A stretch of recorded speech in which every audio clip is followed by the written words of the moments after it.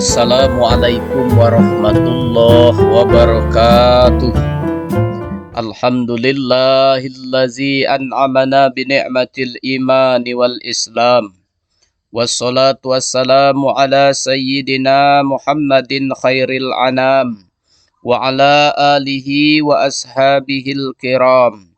Ashhadu an la ilaha illallahul malikul qudusus salam. Wa ashhadu anna sayyidana wa habibana Muhammadan abduhu wa rasuluhu sahibus sarafa wal ihtiram. Amma ba'du. Faya ayyuhal mu'minun ittaqullaha haqqa tuqatih wa la tamutunna illa wa antum muslimun. Washkuruhu ala ma hadakum lil Islam wa aulakum minal fadli wal in'am wa ja'alakum min ummati zawil arham. Qala Allah Ta'ala ma asaba min musibatin illa biiznillah. Wa man yu'min billahi yahdi qalbah wallahu bikulli syai'in alim. Segala puji dan syukur kita persembahkan kepada Allah Subhanahu wa ta'ala atas segala karunia dan rahmatnya yang senantiasa diberikan kepada hamba-hambanya. Salawat dan salam kita haturkan kepada baginda Rasulullah sallallahu alaihi wasallam, sumber ketauladanan manusia paling mulia di muka bumi ini. Jemaah Jumat yang dimuliakan oleh Allah Subhanahu wa taala. 2/3 Al-Qur'an berisi kisah-kisah umat terdahulu untuk menjadi iktibar bagi umat kemudian. Ada kisah yang terkenal, yaitu kisah Qarun, seseorang yang dianugerahi kenikmatan kemudian menjadi kufur. Allah Subhanahu wa taala berfirman, Bismillahirrahmanirrahim. Inna Qaruna kana min qaumi Musa fabagha alaihim wa atainahu minal kunuzi ma inna mafatihahu latanu bil usbati ulil kuwati. Sesungguhnya Qarun adalah termasuk kaum Musa, maka ia berlaku aniaya terhadap mereka, dan kami telah menganugerahkan kepadanya perbendaharaan harta yang kunci-kuncinya sungguh berat dipikul oleh sejumlah orang-orang yang kuat-kuat. Quran Surah Al-Qasas. Awalnya ia adalah pengikut Nabiullah Musa. Tidak ada harta, apalagi kekuatan. Selanjutnya Allah membukakan pintu rezeki kepadanya berupa harta yang melimpah. Dalam ayat ini, Allah mengingatkan kita betapa kemudian Qarun memisahkan diri dari pengikut Musa. Redaksi ayatnya kemudian memposisikan ia sejajar bersama Fir'aun dan Haman. Allah Subhanahu wa taala berfirman, wa Qaruna wa Fir'auna wa Haman wa laqad ja'ahum Musa bil bayyinat fastakbaru fil ardi wa ma kanu sabiqin. Dan sesungguhnya Musa telah datang kepada mereka, Qarun, Fir'aun, dan Haman, dengan membawa keterangan-keterangan yang nyata. Akan tetapi mereka berlaku sombong di muka bumi, maka tidaklah mereka luput dari kehancuran. Quran Surah Al-Ankabut. Selanjutnya, Qarun pasca menjadi kaya berubah total 180 derajat. Kawan-kawan dekatnya ia jauhi, bahkan ia sudah melupakan Nabiullah Musa alaihi salam. ia telah menjadi hamba yang tidak lagi bersyukur akan nikmat Allah Subhanahu wa taala. Allah Subhanahu wa taala berfirman, "La in syakartum la azidannakum wa la in kafartum inna azabi lasyadid." Sesungguhnya jika kamu bersyukur, pasti kami akan menambah nikmat kepadamu, dan jika kamu mengingkari nikmatku, maka sungguhnya azabku sangatlah pedih. Quran Surah Ibrahim. Al-Quran ingin supaya kita semua belajar dari kisah Korun, seorang yang Allah anugerahkan nikmat kemudian lupa akan semuanya.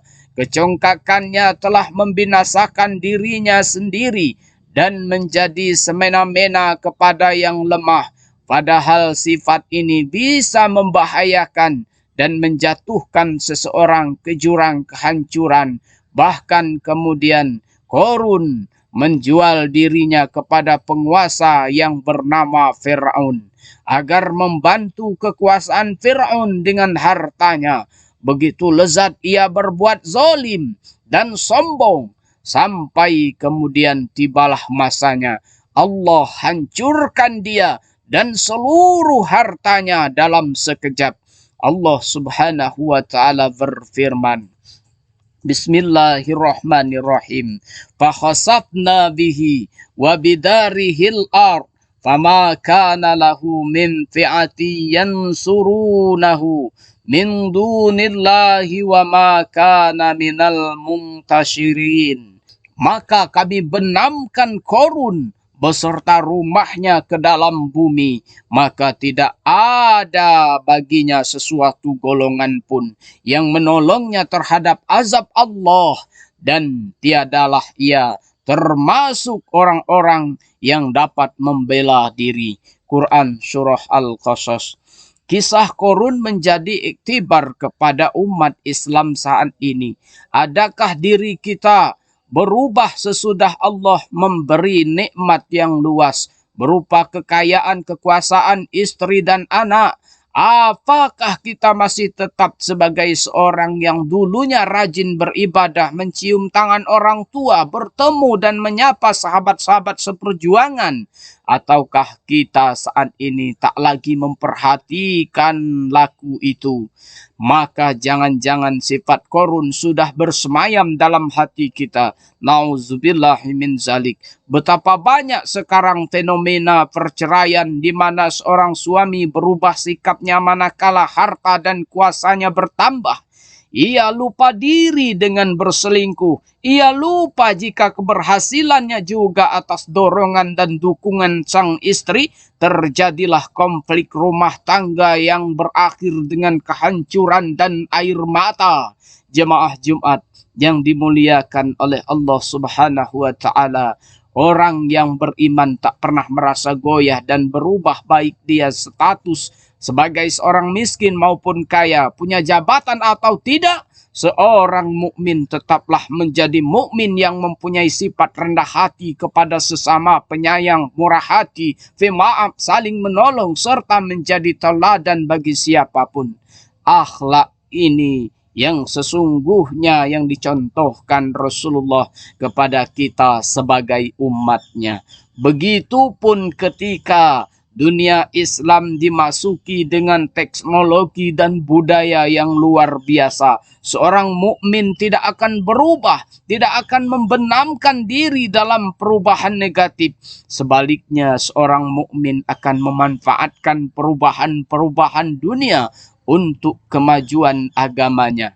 Jemaah Jumat yang dimuliakan oleh Allah Subhanahu wa taala, sebagai penutup khutbah ini kita diingatkan kembali kepada Khalifah Bani Umayyah Umar bin Abdul Aziz. Menjelang wafatnya ia bacakan satu ayat yang menyadarkan diri kita akan hakikat kehidupan kita di dunia ini. A'udzubillahi minasyaitonirrajim. Bismillahirrahmanirrahim.